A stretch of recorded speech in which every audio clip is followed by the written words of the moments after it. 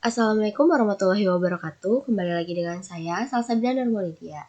Nah, di sini saya akan memberikan tutorial bagaimana menganalisis BET menggunakan Microsoft Excel.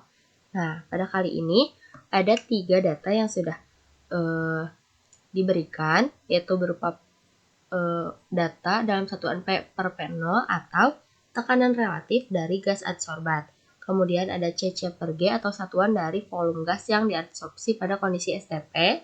Kemudian yang ketiga ini 1 per V P0 per P minus 1 atau yang nantinya akan digunakan untuk grafik untuk mencari volume molar dan intercept juga slope-nya. Nah, kemudian dari ketiga data ini kita tentukan terlebih dahulu kurvanya. Tapi sebelum kita menentukan kurva, kita perlu tahu apa itu analisis BET, untuk apa analisis BET ini digunakan, juga bagaimana sih BET menentukan luas permukaannya. Nah, analisis BET ini atau Brunauer-Emmett-Taylor adalah metode untuk menentukan luas permukaan spesifik dari bahan padat menggunakan penyerapan gas. Walaupun awalnya hanya merujuk pada teori BET, istilah ini kini mencakup keseluruhan proses pengukuran luas permukaan dan karakterisasi pori menggunakan gas inert. Nah, gas inert ini contohnya seperti nitrogen atau krypton. Nah, nanti hasilnya ini dalam satuan meter persegi per G. Nah, untuk apa sih analisis BET ini tuh digunakan?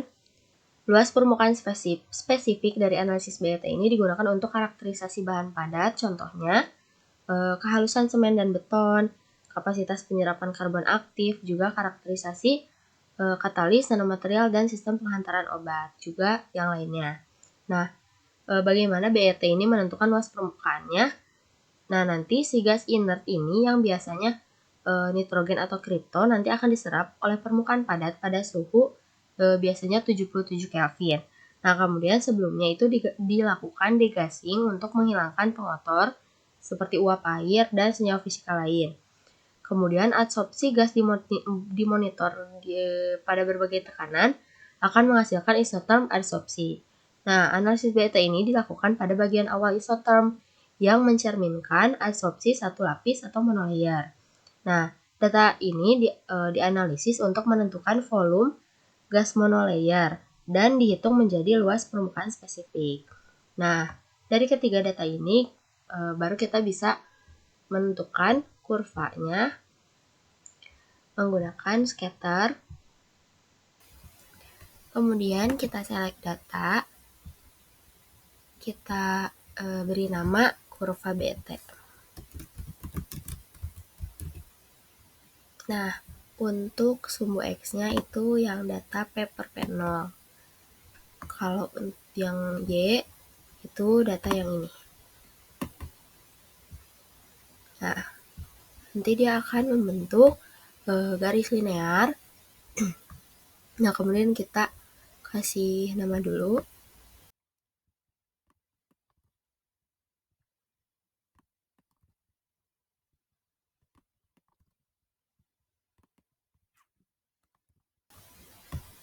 Nah, kemudian dari garis ini kita bisa nentuin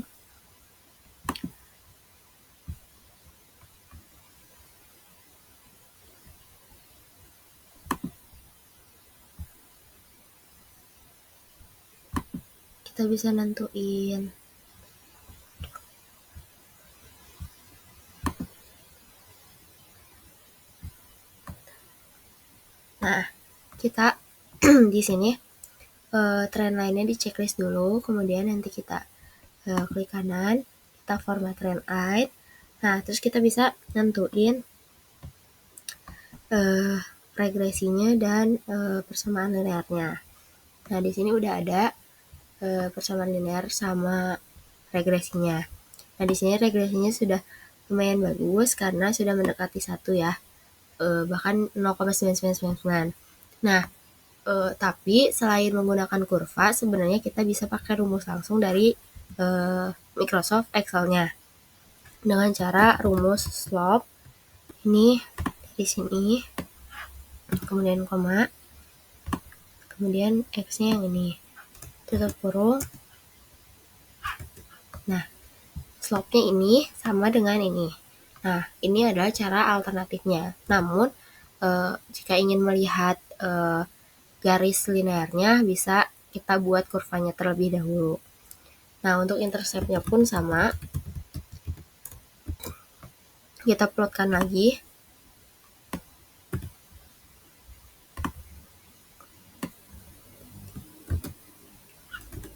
Nah, ini juga sama dengan ini, namun ini udah versi dibulatin ya.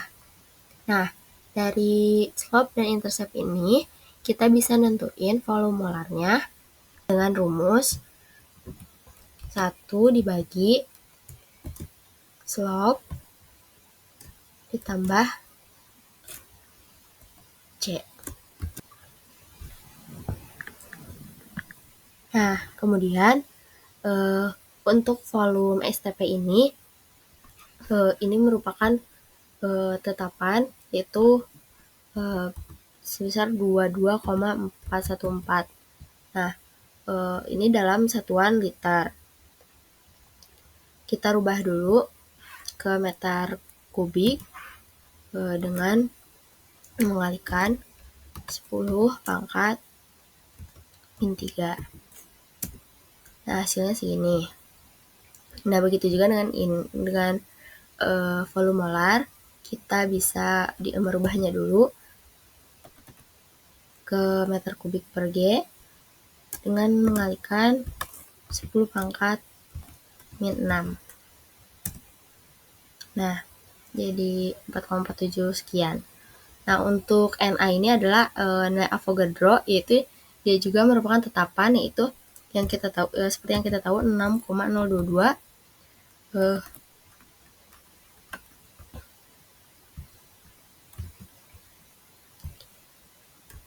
kali 10 pangkat 23 ya.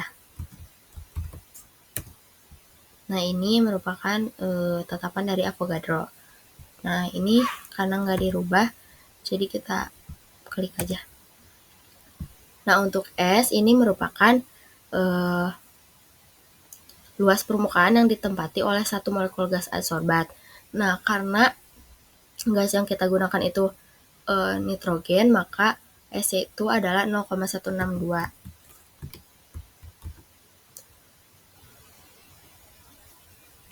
Nah, 0,162 ini masih dalam bentuk nanometer persegi. Nah, kita bisa rubah ke meter persegi dengan mengkalikan 10 pangkat min 18. Nah, ini nilai dari luas permukaan yang ditempati oleh satu molekul gas adsorbat tersebut. Nah, dari data-data ini sudah terkumpul atau sudah diketahui. Nah, untuk menentukan S total atau luas permukaan total sampelnya, kita bisa mengalihkan volume molar dengan Avogadro, kemudian kali S. Nah, jangan lupa kita tutup kurung dulu. Kemudian dibagi dengan volume STP. Nah, hasilnya segini.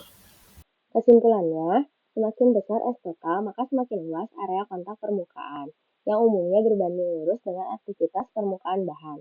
Luas permukaan total yang tinggi mengindikasikan bahwa material tersebut memiliki porositas tinggi atau ukuran partikel sangat kecil. Itu saja yang bisa saya jelaskan. Terima kasih sudah menonton. Mohon maaf bila banyak kesalahan. Wassalamualaikum warahmatullahi wabarakatuh.